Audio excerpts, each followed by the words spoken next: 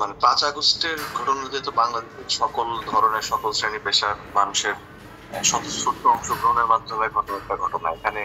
এখানে ফজলুর রহমানের যে বক্তব্য, এটা তো আসলে এটা কি বিএনপি কে পরিষ্কার করতে হবে, এটা কি বিএনপি এই বক্তব্য ধারণ করে নাকি এই বক্তব্যকে তারা ধারণ করে না? কারণ এইরকম এইরকম মন্তব্য করার পরে তিনি আবার দলীয় পরিচয় নিয়ে বিভিন্ন জায়গায় বক্তব্য দিয়ে যাবেন। সেটা যদি বিএনপি এন্ডোর্স করে তাহলে আমাদের ধরে নিতে হবে এটা বিএনপির বক্তব্য, এটা বিএনপি হাইকমান্ড তারা অবগত নন, তাদের এরকম কিছু করতে। কারণ উনি ধারাবাহিক ভাবে এই ধরনের নানাবিধ মন্তব্য করে যাচ্ছেন এবং আওয়ামী শক্তি তারা যেই ন্যারেটিভ এস্টাবলিশ করতে চায়, তারা এই মানুষের স্বতঃস্ফূর্ত এই গণ আন্দোলনকে যেভাবে করে একটা আন্তর্জাতিক চক্রান্ত অথবা কোন একটা কালো শক্তি ইত্যাদি অপশক্তির একটা চক্রান্ত হিসেবে দেখাইতে চায়, এইটা করে যে বাংলাদেশের মানুষের ত্যাগ এবং সংগ্রামকে অস্বীকার করতে চায়, এই ন্যারেটিভে এই ফজলুর রহমান কথা বলতেছেন। এখন বিএনপির এটা নিশ্চিত ক্লিয়ার করতে হবে যে এই বক্তব্যের ব্যাপারে তাদের দলীয় অবস্থান। আমরা এটা অত্যন্ত ন্যাক্কারজনক, দুঃখজনক এবং